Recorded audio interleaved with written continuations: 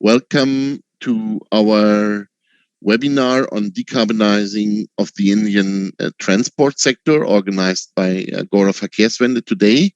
Just to give you a little bit of content why we are doing this.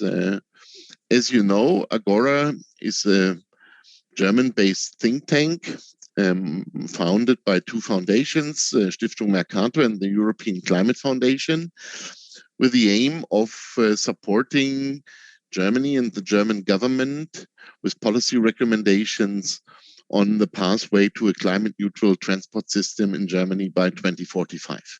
So we are very much working on strategies for climate protection in the transport sector. On the one hand, by the energy transition in transport, which means substituting fossil fuels by renewables, mainly electricity from solar and wind. And on the other hand, by the mobility, what we call the mobility transition, shifting from cars and privately owned vehicles to more climate sound transport modes for passengers, but also for goods and freight. And what we saw, especially in 2021 and last year, it was a special year. It was also a special Olympic year because Olympia has been postponed due to the COVID crisis to 21. And the Olympic claim was also, standing for the climate ambition globally. Because what we saw worldwide was a move and let's say, new strategy for raising climate targets on a national level globally, which means that higher targets are set, faster decarbonization was meant. So we have two of the, let's say, characteristics of the Olympic claim, higher and faster. What we saw globally, right? Starting very much from countries like Japan, South Korea for decarbonization until the mid of century, China, carbon neutrality by 2060, and also India to be climate neutral by 2070. European Union with a Green Deal on 2050, Germany 2045, and also the US after the general elections now back on track by decarbonizing transport and the economy globally by 2050. The question is, when we saw this, higher and faster targets, are there also stronger policies? And this is something which is definitely needed if we would like to meet the targets. And again, I think it's was fantastic to see that India was joining the club of marking a year for decarbonization of the whole economy by 2070. But even more challenging and surprising and exciting was to see that India signed also in Glasgow the Glasgow Declaration on accelerating the transition to zero emission vehicles. So the aim is to only sell zero emission vehicles by 2040. And we will come also later back to this because India put a special focus on 2- and 3-wheelers, given the fact that 70% of the 2-wheelers and 3-wheelers are driving in India, and it is also 80% of the vehicles sold in India. So in this regard, I think this is something which is remarkable, that all these sales by 2040 have to be zero emissions. By the way, Germany was not signing it, although the strategy is in Europe to phase out the combustion engine by 2035. But the more it shows that there is a really high interest in meeting the climate targets in 2040 in India and taking climate protection also in the transport sector very serious. India also plays a huge role now within the G20 process because India will take on the G20 presidency from Indonesia in December this year for 2023. It will be very interesting to see how India will cover the issue of climate protection and decarbonization of transport in the agenda for the G20 presidency next year, as there will be a strong focus on this already nationally, and we will learn about this quite soon. The important thing is to mention that not only India, but also Indonesia, and after India, then the next G20 presidency will be Brazil and then South Africa, which shows that emerging economies will play a huge role in the G20 process, and therefore also setting the agenda and the scene for climate protection and how to deal with climate protection in the G20 process, especially also what is of interest for us in the transport sector, as also under the German G7 presidency. It was only last week when it was highlighted that the G7 is striving for decarbonization of the transport sector in the majority of the countries by 2030, that the huge share of the emissions should be cut already by 2030 in the transport sector, which was also exciting to see. The Agora Verkehrswende is very honored and privileged, and it's our pleasure to join a project group and project consortium of the so-called NDC Transport in Asia initiative, which is supported by the German Ministry for Environmental Protection and Consumer Protection, and also from the Ministry for Economic Affairs, and Climate Action, with the International Climate Initiative.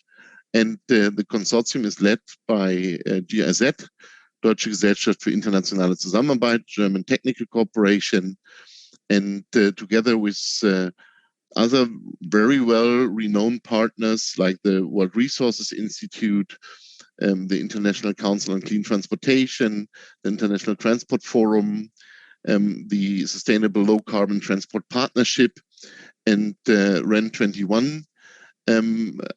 Agora is proud to be part of this initiative, which supports countries in Asia with increasing the ambition of their national determined contributions in transport, so the NDC in transport, by 2025. And the countries are China, Vietnam, and India. And therefore, we are very happy to intensify the cooperation and dialogue with our Indian colleagues, with our project partner, especially in India, which is Niti Aayog, on the governmental side.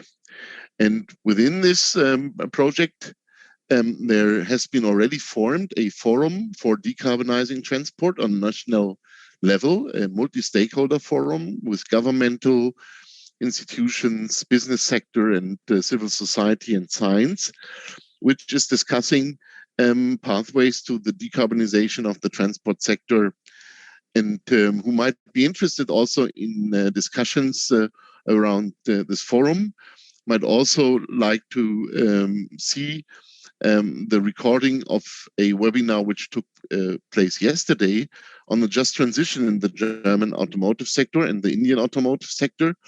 It was very, insightful and relevant, and shows that India is already far advanced in also transitioning the automotive sector to low carbon or zero carbon.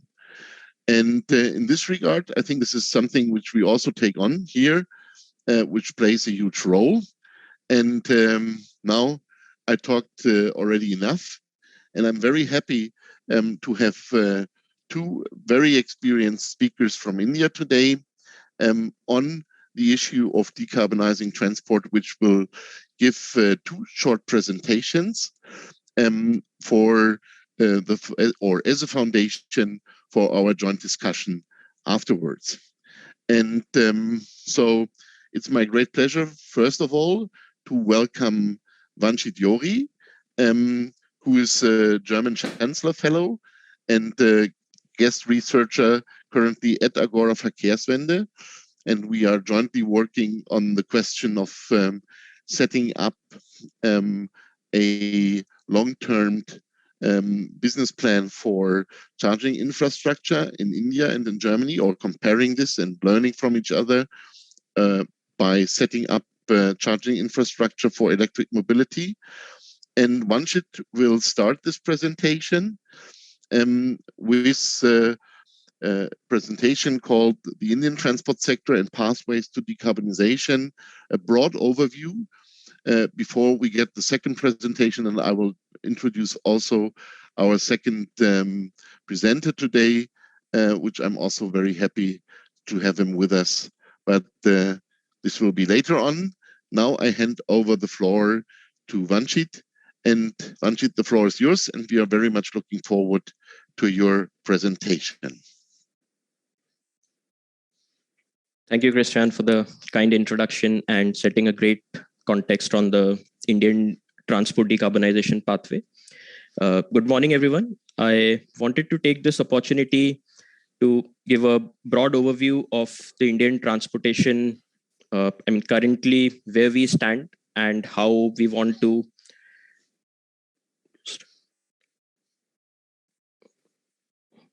how we should proceed in the coming decade at least, so that we are on track of achieving our targets.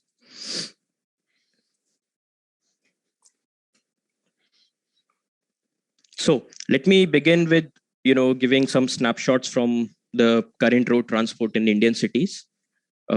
So Indian road transport is as diverse as it can get, and I'm sure some of these pictures will the Indian audience will really relate to. So in each of these pictures, we can see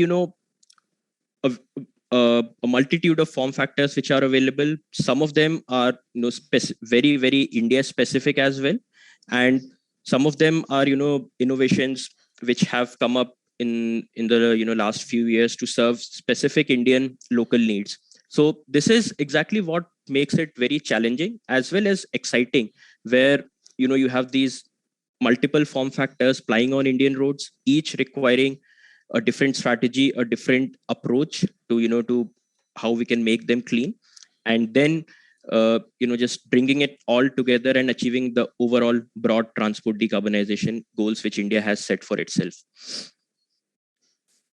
Moving on, a brief snapshot of our of our emissions in the transport sector. Current emissions, the latest available data is for 2020. So road transport accounted for 90% of our overall transport GHG emissions. So, if I look at the transport GHG emissions, it will be like broadly 1/8 or 12% of India's overall GHG emissions, of which 90% is contributed by road transport. So what makes it interesting that, rail, air, buses, and shipping, these are obviously we need to figure out strategies for them, but the big elephant in the room would be how we are going to tackle with the road transport. And as we can see in this chart as well, that cars and 2 and 3 wheelers, they account for less than 50% of my overall road transport sector emissions, whereas my commercial vehicles and freight trucks, medium freight trucks and heavy freight trucks, they contribute another 35 to 40% of overall GHG transport emissions in India. So what we currently see, at least that has been my impression, that a lot of focus or emphasis has been on the electrification of cars and or these smaller form factors, which is quite laudable. But what we also need to think is how we are going to transport our cargo and freight fleet, because that contributes if not more, but equally to the problem of transport emissions in India as compared to cars and 2 and 3 wheelers. Moving on, a brief snapshot from various modeling exercises which has been done for Indian transportation sector and how is it going to look like in 2050.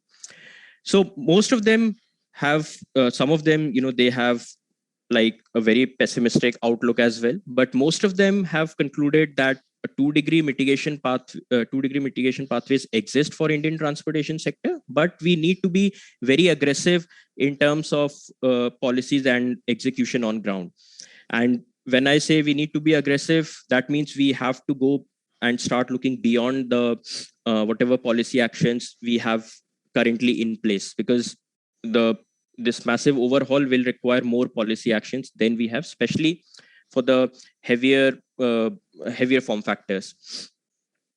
A brief comparison with with German market. So we see car density in India is very low as compared to let's say a developed economy like Germany, but it is growing at a very rapid pace. It has doubled since 2010, and it is expected to be further doubled by 2030. Population and GDP capita, again, as India is one of the fastest growing economies, we expect that GDP per capita is going to increase, and which is going to which has a direct correlation with the road transport demand and vehicle ownership. So by 2050 we see that overall road transport demand can increase by 3 times to 5 times what it already is. So definitely a massive task at hand, and we need to start thinking in terms of how we can just keep up the pressure which India is currently having a focus on, how we can continue with it through 2050.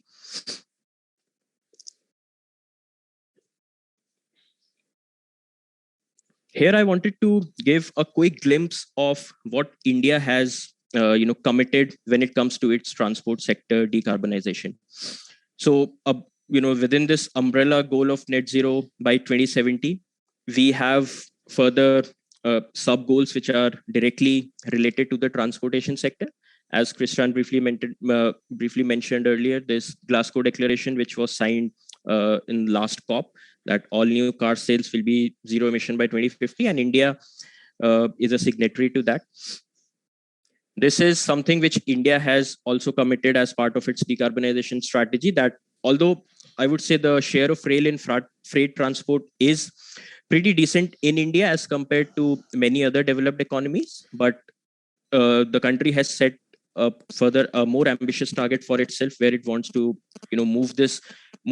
move freight from these heavy freight trucks and medium freight trucks to rail.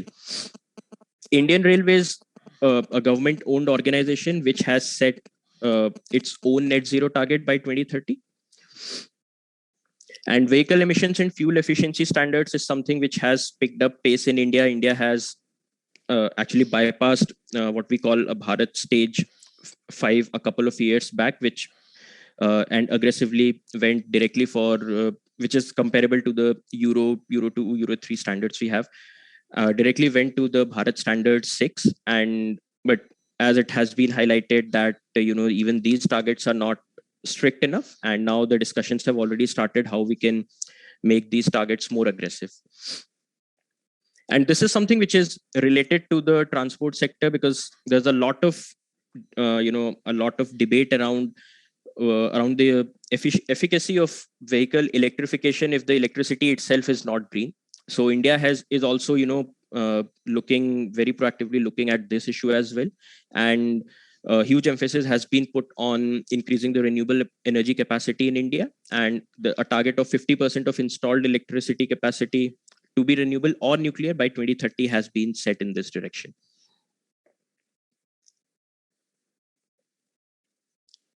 So this is something which which I briefly mentioned in the previous slide, that transport decarbonization, there's one mobility transition where we see the vehicle electrification, fuel efficiency standards, and things which are directly related to vehicles, that how we can move to, let's say, rail-based land freight, or how India is going to ramp up its public mass urban transit systems. The the metros which we have in Indian cities, and the electrified two-wheeler, three-wheeler, and car segment where we are seeing a lot of progress in India. But one critical piece for overall transport decarbonization would be the energy transition as well, which is something uh, the transport sector is actively contributing to and working along with the energy policies of India. But this is something which needs to go or has to go in parallel with the overall mobility transition to achieve true transport decarbonization. So renewables based electricity makes rapid phasing out of coal power one of the most contentious and hotly debated topic in India and globally.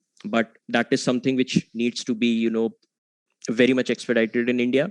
And green fuel for hard to abate segments, again a lot of debate has been going on on the efficacy, or are they even good, the alternative fuels which are proposed for these heavy form factors. But I think as India has admittedly claimed that they are only going to be a transition solution, so I think this is something which India should quickly move to, and then figure out how to move forward to actually make the heavy form factors green. A brief snapshot, this might be more interesting for for the German audience who are like because as this picture looks pretty confusing, because the system in India is somewhat different from what we have in Germany, and it might get a bit complicated. But I would just like to bring your attention to this innermost circle, which is like the key actors bit, and there we see the entities which are playing a leading role in the Indian decarbonization policy and execution. So Niti Aayog being one, Department of Heavy Industries is the agency responsible for the FAME scheme, which is like financial incentives for vehicle ownership and building the charging infrastructure there. Ministry of Power is involved in the charging infrastructure bit, setting out the charging station requirements and how the electricity is going to be regulated for the vehicle charging bit. Ministry of Road Transport and Highways is in charge of these fuel efficiency standards and vehicle emission standards. So these four entities, they play mostly a federal policy level role where they define the policy, and then we move on to these couple of state and city level authorities which are like entrusted with the execution of these policies. So Ministry of Housing and Urban Affairs ministry, for example, they set the building bylaws to how we can modify them and incorporate the charging station provisions in the residential complexes and office complexes in India. Government and nodal agencies, they, since many of these subjects which are like which are related to transport decarbonization, vehicle charging, they fall in the state list of India. So state governments, they have a very active role to play in the execution of these central level policies. And lastly, the municipalities who are like owning the land in cities like Bangalore. So it's their primary responsibility to understand the land requirements which we need, for example, for setting up the charging infrastructure. So they have to be proactively engaging with the private sector players who want to get into this in this vehicle charging infra space, and how they can enable this entire environment for a robust charging infrastructure in India and other federal level policies. Moving on, this table is something where I just wanted to collate all the policies which are currently in place. So this is like policies which are like not in the discussion phase right now, which are mostly this CAFE 2 is something which is like in advanced stages of discussion and might get implemented in this year. But otherwise, all these policies, they are already in place. And the way I would like to, and this is sourced from a research paper by Terry, and the way they have classified these policies are the famous ASI framework, where we see that how we can avoid the overall transport requirement. So we have a couple of policies in this focusing on this segment, which is like transit oriented development policy, where we the focus is on building office complexes closer to the residential complexes, let's say. So for example, the overall mobility requirement in Indian urban centers might go down. Then we have this shift policies, which are like how we can increase the modal share of more efficient forms of transportation like railways, waterways, and public buses, for example, and just reduce the vehicle ownership and move our mobility requirements to other form factors. And lastly, and the major chunk of the current policy instruments in India, they focus on how we can improve the, given a certain mobility demand load, how we can improve upon that. So we have like FAME scheme for providing financial incentives, state level policies. I mean, many states, they have declared additional incentives for EV ownership.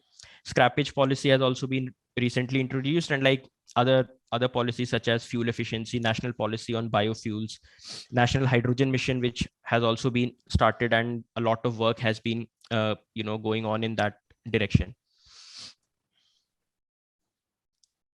A quick reference table for the agencies which we discussed in the previous slide, and what are the policy instruments which each of them, they are taking care of. So many of these, all of the government agencies, they have distributed these policies and they work together. Niti Aayog is like a big coordinating mechanism which coordinates with all the ministries and just try to guide everyone on their individual policy. But the one agency, it is the one agency who is looking at this entire transport decarbonization sector in India at a very holistic level. So current fleet electrification current status, these are the electric mobility dashboard, government sponsored dashboard, which we have in a public database, which we have in place. So here we see, just from a year ago where we were at like 0.9% of of new vehicles being electric, in 1 year we have jumped to 2.6%. And more interestingly, we see two-wheelers and three-wheelers already achieving a very high percentage of electric vehicles in new sales.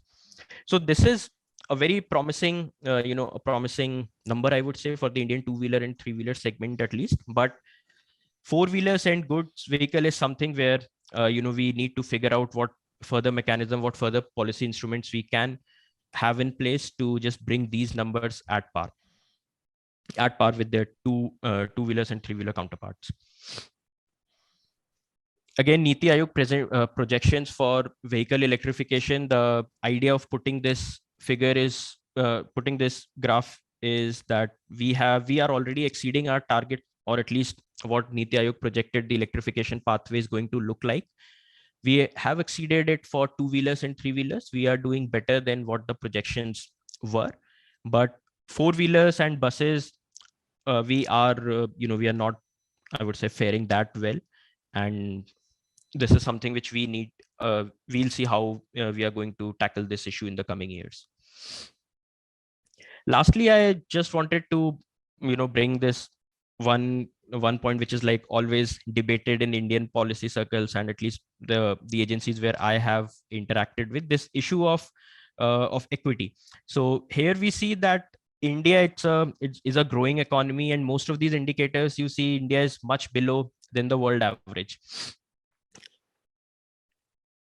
We are, and all of them are increasing, but still, let's say GDP per capita. So GDP per capita for 2000 is like, for India, it was 22% of what the global average was. It has climbed up to 45%, but the idea is that when I look at as a percentage of global average, so most of these socioeconomic indicators, they are for India, they are still below the global average. So this is going to increase for sure as Indian economy develops. We will see prosperity coming to the country, and these things like car ownership, which is like way below global averages, and CO2 emissions per capita, these things will climb up. So there's always this debate that if India is doing well in terms of achieving its targets.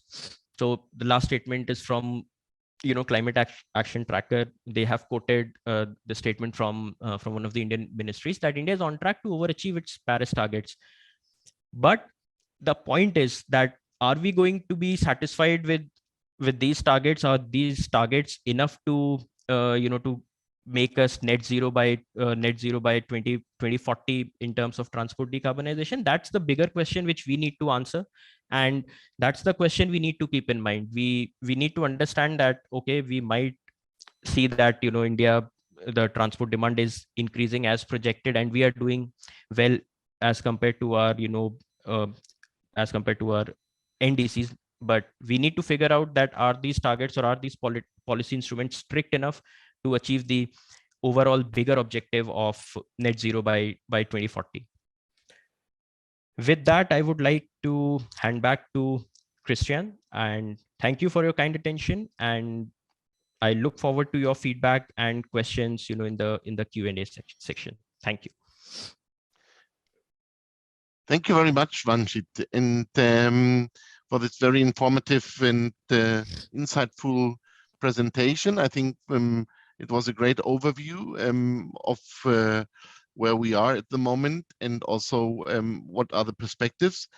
I don't want to discuss this now content-wise before the second presentation, but there was a question of understanding, and I think we should clarify this beforehand. When you talk about green fuels, what do you have in mind as a green fuel?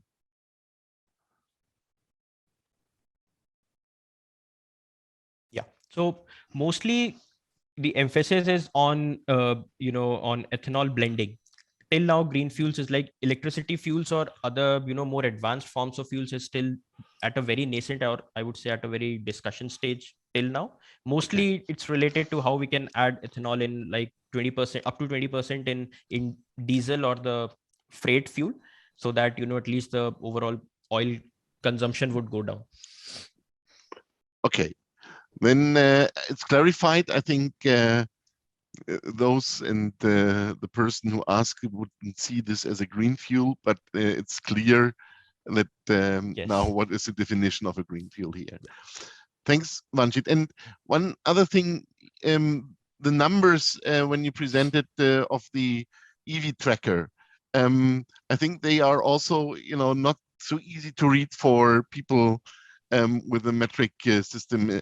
Could you just maybe explain them, how to read them? Is it 279,000 or is it 2 million? Maybe you could clarify this once again before we then go to the next presentation. So the numbers are, in India, we use that, the 1,000 lakh system. So it's like 430,000 overall sales in 21-22. And of them, 230,000 are two-wheelers. Yeah. Thanks very much. Great. And then we go back to the presentation, to the discussion later. And now it's my great pleasure and honor to welcome our second guest. And it's the Managing Director of the International Council on Clean Transportation of the ICCT in India, Amit Bhatt, who is who took over this position very recently, I think 1 or 2 months back. And before this, he was working with the World Resources Institute in India, very much, as I know, on transport already, but also urban transport, with a focus on urban transport. But I think insights on many aspects in the transport sector. But as we mentioned, that the 2- and 3-wheelers play a huge role in India. Vanshit already pointed this out, and it also plays a huge role in the pledge from India to the Glasgow Declaration.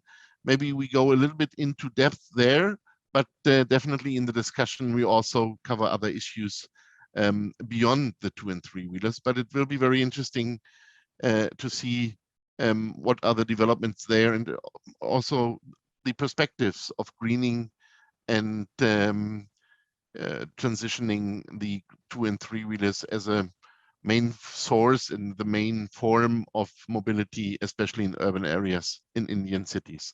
So Amit, it's great to have you with us. You're based in Delhi, and we already talked before that temperatures are cooling down just in brackets. So you're experiencing temperatures around 40, but not around 50 degrees anymore. But this also shows that India already also is experiencing what the climate crisis would mean for at least parts of India and the Indian subcontinent. And in this regard, it's our great pleasure to have you with us, and the floor is yours. Thanks a lot, Christian. Great to be here. Yeah, so temperatures are slightly better, about 15-20% less than what they were during the peak period. And that's where the temperatures were close to almost touching 50 degrees centigrade. So as Vanchit mentioned about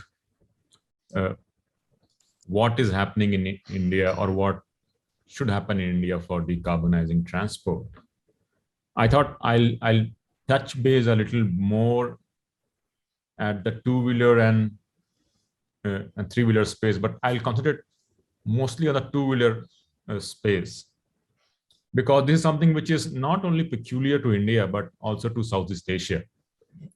And so the question then becomes, what is it that we can do with the two-wheeler, and what is happening in India, and what's the way forward when we talk about the two-wheelers, how to decarbonize them, and so on and so forth.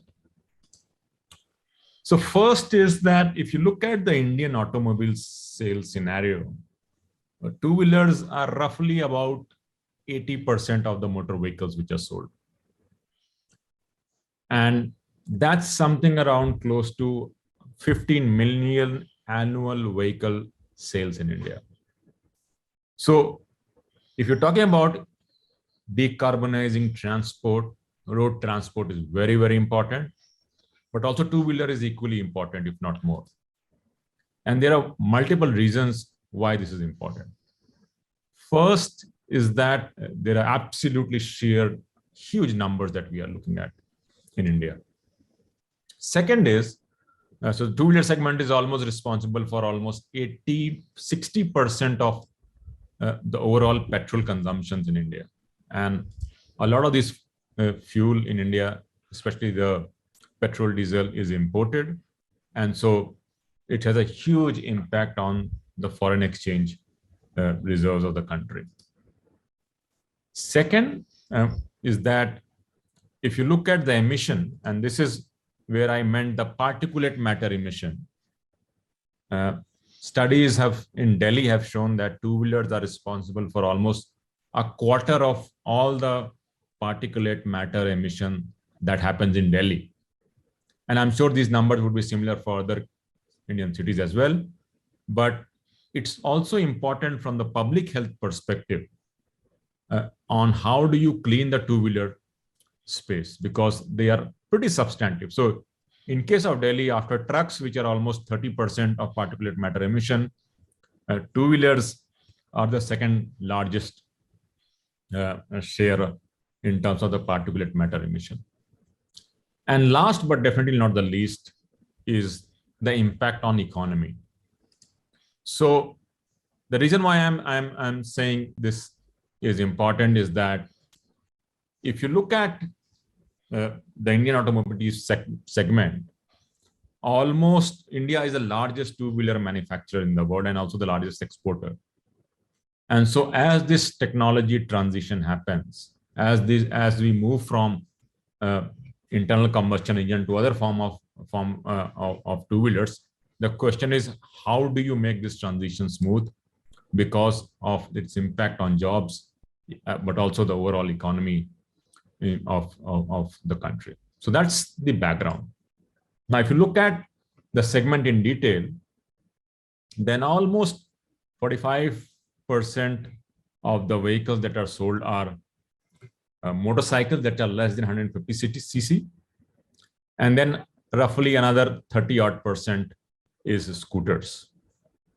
Now, the reason I'm putting this is important is that high-powered motorcycles are roughly 11% of the fleet which are sold in India. And so what we are looking at is slightly medium to low-powered vehicles that will be the bulk of the sales. And also that technology trends which we are seeing show that almost the Bharat Stage 6 emission or the Euro 6 fleets are all 100% equipped with fuel injection engines. So these vehicles have all the BS6 compliant vehicles as we move forward in terms of the sales. Now, this is an interesting graph because it looks at why are we talking about electrification of two-wheeler as the strategy to decarbonize transport. First is that if you look at, and this analysis that we did was to look at the emission with the current grid size, as well as when we look at the carbon intensity of the grid, which will go down further. So right now, if you look at almost 0.8 grams CO2 per megawatt is the current grid intensity of India. And so if you look at in terms of the internal combustion engine, electric two-wheelers are much more green. And when I say much more green, they are substantively green if you look at the overall emission.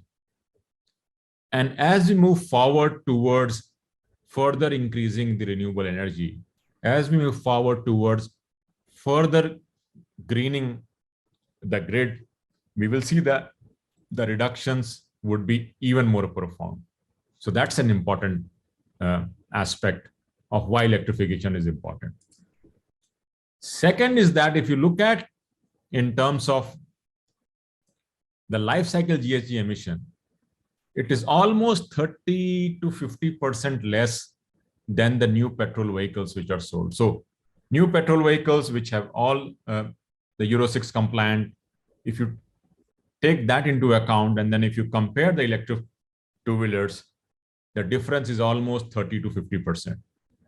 And so if you compare the motorcycles, then the ones with the 3.5 kilowatt battery have a huge reduction. And if you have a slightly smaller battery, and the reason why I said it's slightly smaller is that because bulk of the vehicles which are sold in India, two-wheelers are slightly low and medium powered vehicles. And so you can have a slightly smaller battery size. The difference is huge. And then if you compare the scooters, then again, there's a substantive difference in terms of the overall emissions, right? So even with the current grid, two-wheelers are green. As the grid decarbonizes further, we will see even more benefit. Second, even with Euro 6 comparison, the electric two-wheelers are less carbon intensive, much more greener from the entire well-to-wheel analysis. Now, the question that often comes up to us is that, but what will be the cost of these vehicles and what's the payback period? And so we did some analysis to look at various technologies in internal combustion engine and their associated cost, along with the cost of electric two-wheelers, and looking at the payback period. And it is very clear that the payback period for electric two-wheelers is much shorter than the most expensive internal combustion engine technology. So while the cost front side, they are slightly on the higher side, but the payback period is much, much lower because of the low operating costs. This is what we did, an interesting analysis to look at the total cost parity of electric two-wheelers. And we looked at in a couple of scenarios. The red dotted line on the top you see is the line which has for no incentives. So for example, if you don't give any incentives to two-wheelers, what will be the cost curve? The second one is that if we have some kind of before FAME 2 revisions were brought into effect. So that was the second. The third was the FAME revision. So FAME is a national program by the government of India, which is for further accelerating electric vehicle adoption. So right now we are in the FAME 2 round in India. And then what has also happened is many states like Delhi have put additional incentives as a top-up to FAME subsidy. And so that's the line you see at the bottom. So even with no financial incentives, two-wheeler are cost efficient. And once you bring in these financial incentives, then you see even from the very beginning, the two-wheelers have a much lower cost curve. So the bottom line is two-wheelers are cost competitive, in fact, much more cost efficient than the petrol two-wheelers. Now, one issue that is still there is their high upfront cost. And the other issue is also the charging infrastructure requirement. So to address these two issues, the government of India actually came up with the battery swapping policy. And the reason was that battery swapping promises to address some of these issues, both in terms of reducing the upfront cost, because almost 50-60% of the cost of two-wheelers are the cost of batteries. So once you remove these batteries from two-wheeler, then you are also addressing some of the upfront cost. And second is the whole issue of charging. So the government came up with a policy. The policy is up currently for public comments. And I think a couple of days, the period for public comments will close. And then we will come up, we'll see the new formal policy coming up. But we worked with Niti Aayog to look at the electric two-wheelers in detail and the impact of battery swapping on these two-wheelers. And I think some of the analysis was very, very interesting. Some of the finding that came out was very, very interesting for this space. So first is that if you look at the electric two-wheeler in terms of the overall cost of ownership, you will find that the petrol two-wheelers are way expensive, not only when the current petrol prices are high, but even if we assume 30-40% reduction of petrol prices from 110 rupees per liter to as low as 65 rupees per liter, even then, the petrol two-wheeler will continue to be expensive. So that's one main takeaway. Second important takeaway is that battery swapping that you see the green bars would make economic case when the daily utilization is beyond 130 kilometers per day. And the reason why it is so is that most of the vehicles that we have in India have a daily utilization, a maximum range of about 120 odd kilometers. And so after that, when you go in for charging, there's a big opportunity cost. And so if you increase that, that's where the battery swapping comes in. So battery swapping has a good application in terms of from the cost perspective when the utilization levels are higher. And that's the case. We see a lot of delivery companies, a lot of these local deliveries like Uber Eats equivalent, like Zomato and Swiggy, they would make a good case from the cost perspective for electric two-wheelers. However, if we increase FAME-like subsidy for battery swapping, so right now the FAME subsidies only go to vehicles which are with batteries. So if you include these subsidies for, let us say, a battery swapping case as well, then we see there is a substantive reduction for almost close to about 1 rupee per unit in terms of the total cost of ownership for battery swapping as well. So if we include these kinds of subsidies, then the battery swapping would be substantively different at a lower cost levels. So if you have a utilization of, let's say, 10-20 kilometers per day, then you will see there will be a reduction of almost 70-80 paise in terms of the overall cost of ownership. However, in the long run, again, this will make economic sense at higher utilization level. So bringing in some kind of subsidies like FAME would make case of battery swapping at a lower level. However, this analysis does not include, so this is a like-to-like comparison, which means there is a overnight charging and there is a battery swapping, and both are equally available. Then what is the impact?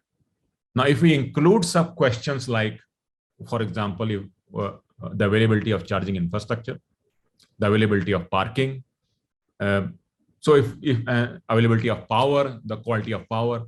So those questions have not been included in this analysis, but if we include those questions as well, then the battery swapping will make even more sense at a lower utilization level as well. So basically, to sum it up, there are a few important takeaways. One is that we are seeing that electric two-wheelers are clean than internal combustion engine, even with the current grid intensity. Second, these electric two-wheelers are cost competitive than petrol models. Third is that there is a huge benefit from the health perspective because these two-wheelers emit a huge amount of particulate matter emission, which is a major cause of concern in cities in India. And the other important thing is that battery swapping is an important innovation, and we'll see how the impact once we see the initial success pilots that will come out, and these pilots will then influence a larger level conversation about battery swapping. So to sum it up, looking at battery swapping, we think that it will play a complementary role in the near term. And again, we don't think they are going to replace the point charging. And so we will see point charging, overnight charging vehicles being sold substantively in India. But as we see the battery swapping being played out in some of these initial pilots, we will see a much stronger uptake of this vehicle. So with this, I will end my presentation, and then we'll be happy to take questions on this. Wonderful. Thank you very much, Amit. I think that was a very, again, also insightful, but somehow also surprising presentation, at least for maybe some German participants here, about the the size and the strengths of the two-wheeler session or section in the Indian transport system. There are a couple of questions on understanding, which I would like to clarify before we go then in the discussion. The first was the question is, how many vehicles do we have on stock or in stock in India in total? Do you know roughly how much it is? Yeah, around 17-18 million is what? 17-18 million. Okay. Annual sales, out of which 15 million are two-wheeler. Okay. That was the first question. The second question was then on the CO2 emissions per kilowatt hour in India. At the moment, and maybe in 2030, what are the numbers we are talking about at the moment? Now you're muted, Amit. Sorry. No problem. Yeah. So the question was, what was the grid intensity? Is that what you're asking? Yeah. Yeah. So basically, we had done the current grid intensity is about 0.8 grams CO2 per megawatt hour, which we expect to go to almost 0.6 gram CO2 per megawatt hour in future. Okay. I think the unit should be a little different, but it's maybe then rather 800 gram per megawatt hour. Okay. Then the last question is, it was one of your slides, and I was surprised that this now going also to the moving to the content-wise discussion. The slide was where you've shown the emissions from the two-wheelers in different scenarios of the grid, of greening the grid. And for me, it was surprising to see that there was a dip around 2030, 2040, and that the emission, but then, went up in the direction of 2050. So that means with regard to decarbonizing the transport sector, it takes longer, right? So maybe you can show this graph once again and say a few words how to interpret this. Yeah, it was exactly this. Yeah. So again, basically what we have seen in this, and again, this is our analysis to look at one, I think the red line that you see is what we are assuming a 60% electrification of two-wheelers fleet with a current grid intensity of 0.8 kilogram CO2 per megawatt hour. And then what we anticipate is that if the same 60% fleet gets electrified with a slightly more aggressive kind of cleaning of grid, which is almost roughly about 25% less carbon emission than the current, then what are these numbers? So one is that you see that from the current, so the black line on top is a business as usual scenario. So there's a huge delta difference. But again, it is what you will seeing is that because the numbers of two-wheelers are going to rise substantively going forward, we will not see an absolute reduction in terms of the emission. But yes, there will be a huge difference in terms of, so right now, if you look at the current levels of emission, we will be exactly the same levels 2050 if we are able to clean the grid. Mm-hmm. If not, we will be emitting more than the current base level. Okay, so that means that there is a growth in vehicle numbers, and that's why the emissions are going up. And the peak of the transport emissions from two-wheelers depend very much on how successful it will be to green the grid. The faster the greening of the grid takes place, the faster we also come down with the emissions from the two-wheeler sector, which is very interesting. And I mean, I mentioned that only yesterday we had the seminar on the just transition. The question is how to transition the job from the automobile industry in India and to exchange on the experiences we have with this issue here in Germany. And what I learned there is that we have already now 35 million people working in automobile industry. So my question is, currently that was what you and Vanchit both pointed out, the sector of light duty vehicles, four-wheelers, is or privately owned four-wheelers is comparably very low to other countries, especially in the Western world. How do you see, the strategies in the government? Will they try to leapfrog this situation to move to privately owned vehicles, or will India also become an automobile country like it is, not maybe in the extent, but compared to with China? So would there be a governmental strategy to say, okay, no, we would like to go for privately owned vehicles, and India should be an automobile country? Maybe Vanchit or Amit, it would be great to get your views on this question.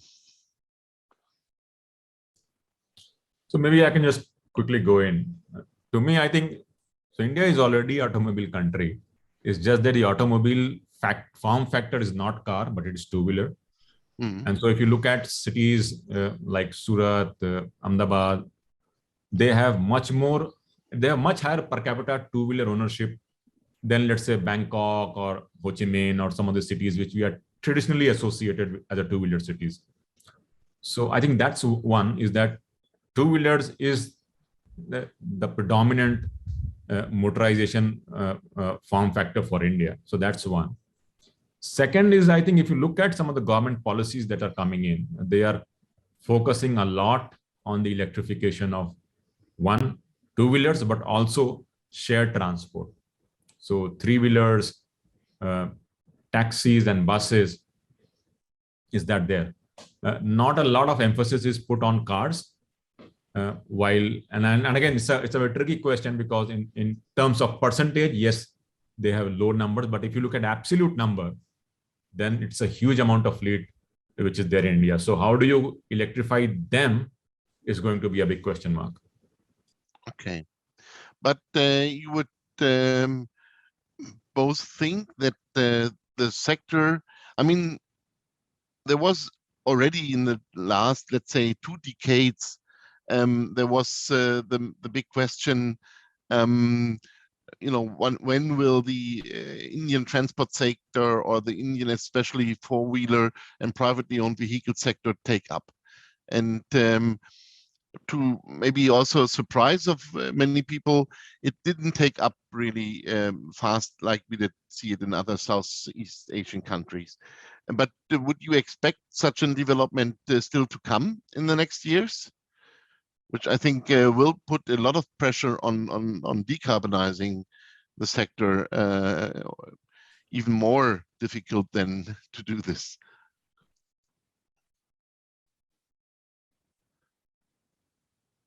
Vanchit? Or Yeah. So just to add what Amit briefly mentioned, I think at a policy level, and again, that's my personal opinion, at a policy level, I think there has not been any emphasis, or rather, I would, for lack of a better term, a de-emphasis on private four-wheeler ownership in India. And the government is trying to build these cleaner alternate modes of transport. Like a lot of emphasis has been on public bicycle sharing schemes in India. I mean, the sector where I was working a couple of years back, and so there was a provision that of the 100 smart cities in India, every city will have a public bicycle sharing scheme in place.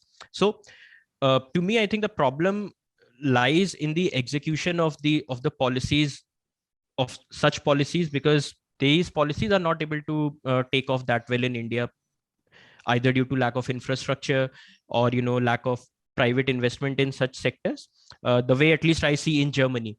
So here, with these bicycle lanes, with these micro mobility options in place, private ownership of vehicle automatically goes down. But in Indian context, if we are able to crack that piece, that how we can enable policies for alternate modes of transport, I think we are not going to witness this private vehicle ownership problem, at least that at that bigger scale where we currently fear.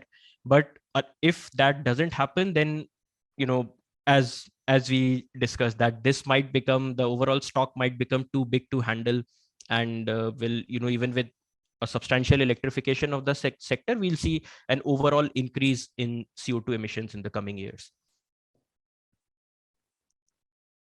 Thanks very much. There was one question in the chat or in the Q&A session about the question, is there a broader, also maybe on city level, but also on state level, a broader set of policies for promoting what you mentioned also, Vanchit, cycling in the cities, to combine it and to have it in combination with the two-wheelers and electrified two-wheelers. Although I wonder, with 50 degrees Celsius outside, how keen are people on cycling? But yeah, that's the question. Is cycling still a, let's say, center of policy or for policies in the Indian context, that cycling is promoted also in Indian cities with a broader set of policies, and also with a strategy on building the right infrastructure, which is definitely also a challenge. Yeah, so just to add on that, I should have clarified that back in 2017, 2018, the policies started with public bicycle sharing scheme, but then gradually they evolved into, more such as e-bikes or e-scooters kind of things as well. So when I say public bicycle sharing, that would mean, these micro mobility options which we have. So that somehow addresses that problem of, cycling at a very high temperature. So in India, there are a number of startups who have gotten into this electric micro mobility option, but the only problem with them is that this lack of enabling infrastructure is what hampers a rapid takeoff. Mm-hmm. Okay, maybe another question also from the chat, once again on fuels. Maybe Amit, you could also say something about this, as you were also working a lot on the energy transition and transport. which is the question, especially now, maybe with the new food crisis upcoming, also as a consequence of the war in the Ukraine, but already without, how will you be able, or how can a strategy look like to blend fossil fuels with ethanol in concurrence and in competition with building or using the land for growing food? I mean, where will India get the ethanol from? No, exactly. I think this is a conceptual level issue that would you want to use this land for food, or you want to use that land for fuel? So that's one. But I think even, let's say, if you want to use that fuel, what are the benefits that you are getting, right? So our analysis shows that even with ethanol blending, emissions, if you look at the overall emission, I don't think they are going to make any substantive difference, because some of the issues that we don't account is that what is the efficiency of the vehicle, and kind of what are the emissions in the real world scenario. So to us, we don't think ethanol blending would have any substantive impact, maybe 1 or 2% in terms of the overall benefits. But for us is that the chunk of the benefits will come from electrification, and substantive if we can kind of increase the renewable uptake and kind of green the grid. So, well, yes, there is a lot of conversation going around ethanol blending, but for us, it will only be a very niche conversation, both from the energy security perspective, but also from the overall emissions perspective.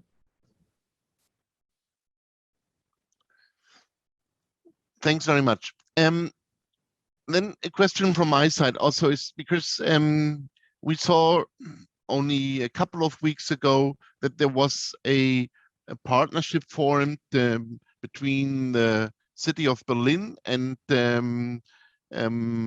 also Bengaluru in Karnataka on new forms of mobility as a service, in combination also with public transport. And my question is, I mean, we don't see a huge development now. We see, scooters, small scooters competing here in our cities. But honestly speaking, I'm a little bit disappointed to see a development in developing micromobility as a complementary source or a complementary strategy for mobility in combination with public transport. But as India has a huge range of vehicles to offer, especially smaller vehicles and maybe also let's say cost-efficient vehicles compared to countries like Germany, I see a huge potential for also exporting those type of vehicles to other countries. And my question is, you mentioned this already, Amit, that there is already a huge share of vehicles exported, as India is the biggest producer of two-wheelers. But I expect this would also go now mainly to emerging economies and developing countries in other parts of the world. But would there also be strategies to export to industrialized countries? Is this strategy India is following? Yeah, so that's what is that. So bulk of the sales that you see are slightly vehicles which are less than 150cc. And therefore, they have a huge kind of uptake in some of these developing countries, be it Southeast Asia or even Africa, or even Latin America. There's a huge export which is happening from Indian markets. We don't produce too many high-powered vehicles, and which is slightly more kind of demanded in the Western countries. Because of this, so there is this difference in terms of the type of vehicles which are produced. The second important thing that we are seeing is that a lot of these new mobility services or vehicles which are coming in are something between a bicycle and a two-wheeler. So electric assisted bicycles, or even small low power two-wheelers are also coming in. And some of these vehicles don't require a kind of registration in India. So they are exempted from these registration taxes and all. And there is a pretty interesting uptake from all these delivery companies, because post-COVID, we have seen a huge amount of increase in terms of delivery of items. And these vehicles are being used by deliveries companies to make this delivery. So that could be something which can also happen in future in terms of production of these vehicles, which are somewhere in between a bicycle and a two-wheeler, both for internal consumption, but also for exporting it to the other parts of the world. Thanks a lot. There's one question which is a little bit not really in the same direction, but in a let's say likely same direction, which is that we see at the moment, especially from a German perspective, that China is, first the biggest and the most important market for Germany and for the competitiveness of the German car manufacturers, that this is becoming more and more difficult due to the geopolitical aspects, but also about human rights in China, and also about the question of competing for natural resources which are used for the new technologies, lithium, rare earths, whatever scarce materials we are talking about. Would you see that India would be also becoming a alternative to the Chinese markets, especially or for German automotive industry and maybe other parts of the industry?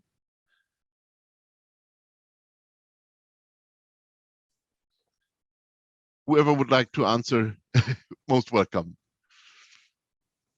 No, I think right now, as you look at India is focusing a lot on having manufacturing done in India.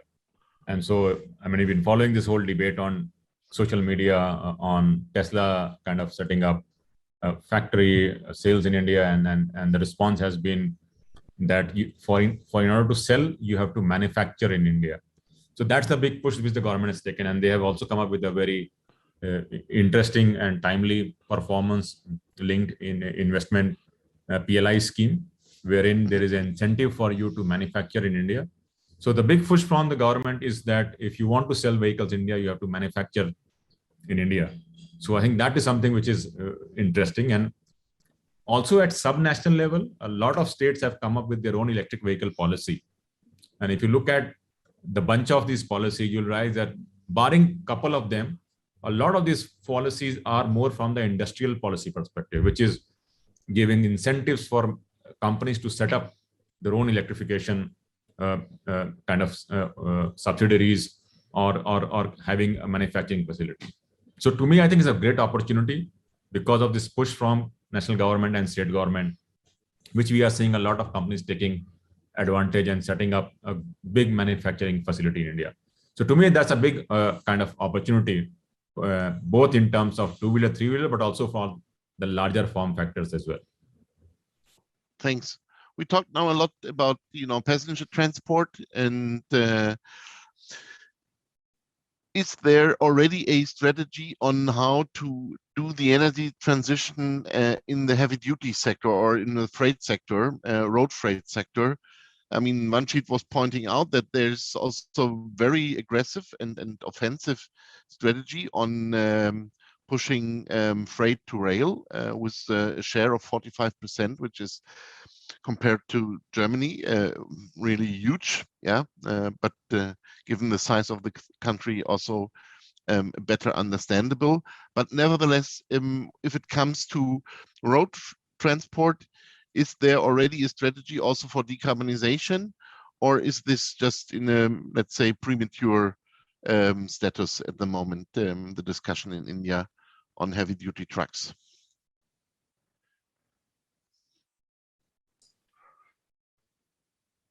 So basically, as Vanchit presented in the slide, that almost 65% of the emission in India is from the heavy duty segment, and which includes medium duty vehicles, heavy duty vehicles, as well as buses. So while there is a conversation on buses, the freight segment is not at all talked about. And there are two reasons to it. One, I think there is somehow this understanding that this segment is not conducive for electrification. And so that's one. Can UV electrified trucks is a question mark right now in India, even though we have enough examples from the West and China saying that, yes, you can electrify trucks. So that's one. Second is somehow there is also a conversation about hydrogen as a slightly more suited fuel for trucks. So because of these two conversations, that is not moving ahead. And to me, I think that segment would be the next big segment that will open up for electrification, because our analysis shows that a lot of these segments in India, especially the heavy duty vehicle, has a potential to electrify. However, there are some inherent challenges.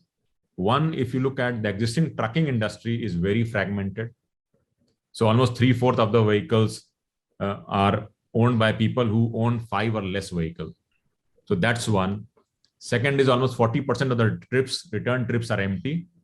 So you deliver and then you return empty. So how do you address some of these inherent challenges in the trucking industry will be crucial for not only electrification of this, but also to bring in any other form of fuels for decarbonizing them as well. So right now, no, but that is a big segment which will come up in future. Yeah, thank you. And also, one should go ahead, sorry. please. Yeah, just to add on to this point, I think I completely agree with what Amit has mentioned, especially for heavy freight trucks. But one opportunity which I think a lot of progress has been made is these urban delivery segment, which is like a very, I would call these low, those low freight vehicles. They are like, they have this carrying capacity of up to 1 ton. And just with this e-commerce boom in India, there are, a lot of these urban delivery trucks which are plying on Indian cities like Bangalore and Delhi. So, and this also relates to your earlier question regarding, the export options for Indian manufacturers. I think that one form factor is something which I don't see a lot in countries like Germany, where we have these electrified light duty vehicles and doing these e-commerce deliveries here. So in India, I think that is one segment which has started to get electrified a bit. Definitely medium freight truck and heavy freight truck, it's a different ball game, and we'll see how it shapes up. But urban freight is one section where we are seeing a lot of electrification in India, and that is something which can be exported as a concept, because India has a good manufacturing capability as well in that segment, with big players like Tata and Mahindra getting into this segment big time. And I see that as an option for promoting exports there. Thanks very much. So within also looking on our time, which is unfortunately nearly over, I come maybe to the last question to the two of you. We talked about different transport segments and electrification, very much on electrification, also on the energy transition in the grid sector. How do you see the developments in the Indian central government of addressing this transport sector comprehensively with a mission or so on decarbonizing transport? Do you see that there will be a more comprehensive approach? Because in Germany we see that you can do single things on different transport carrier and different transport modes, but at the end it needs an overall strategy, and we are not there in Germany, right? It's not that we have this comprehensive strategy, but at the end it needs this cooperation. And Vanchit, you showed this stakeholder map of different governmental agencies under one roof to come up with a comprehensive and substantial strategy. Do you think that this is the time that the Indian central government will bring this group together and form this kind of strategy, or will it take some more time in the Indian context? So I can quickly comment on that, based on my experience. So I think, to me, I think Niti Aayog is doing a fantastic job in, just coordinating among the various stakeholders, at least at the policy level. So I don't see much, what you call, incoherence at the policy level between the different players at federal level, state level, or let's say even at the municipalities level. So that's why, many of the policies which are like top driven, they are, accepted by the lower tiers of administration. But the problem I see lies in the execution. There we have like policies for model building bylaws amendment for providing charging infrastructure in apartments, or the provision of land for charging infrastructure. So I think we have policies in place, but it's just that the execution has has not kept pace with what the what the policy envisioned to begin with. So I think we need more coordination at an execution level, but at a policy level, I think we are at a decent place. We are not that, at least I am not worried on that level, but execution is something I would like to, see more, as you have mentioned in your introduction, faster, higher and faster. Yeah, high and faster is there, but stronger needs to be done. Yes. Amit, do you share this view? Absolutely. I also think that the work that has been done by Niti Aayog and other government agencies on promoting electrification is fantastic. That's why we are seeing, and even some of the state government as well. That's why we are seeing, for example, Delhi having 15% of all new vehicle registration as electric, which was less than 1% about 3 years back. So that is fantastic. So I think that's great work. I think what will be next important stuff, and which will be slightly harder, is how to manage transition. And so, for example, what will happen to, let's say, so if you look at some of these, the companies which produce power, some of these utilities which are there, and they are not very efficient in terms of historical, if you look at the historical perspective. So how do you bring in efficiency in some of the utilities? How do you manage transition from some of these oil marketing companies to becoming the energy companies? I think so. To me, I think the next big barrier would be, how do you manage this transition? And because going forward, we will see a massive increase in electrification of transport happening. But how do you manage this transition? How do you bring some of these other traditional players who have been in the fossil fuel industry to come in and work in the electric mobility space? I think that will be something which will be interesting and important to look at. But given the work that have done, I think fantastic work has been done by these agencies.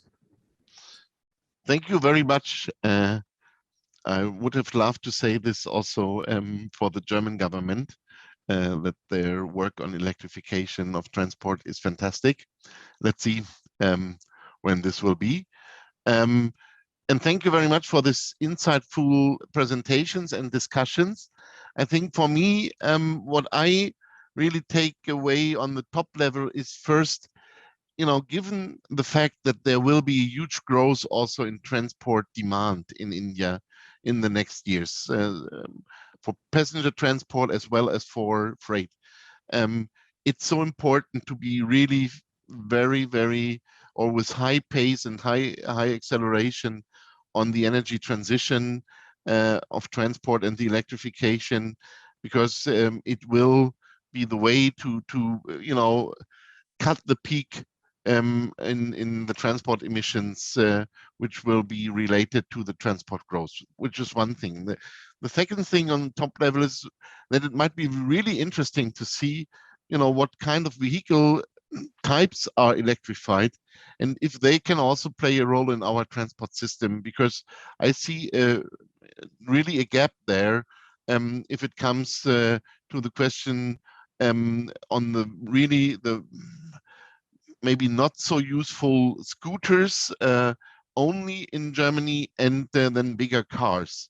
I think there's room where we can definitely benefit from interesting vehicle types and forms of vehicles, especially in the mode for mobility as a service, both for passengers and freight.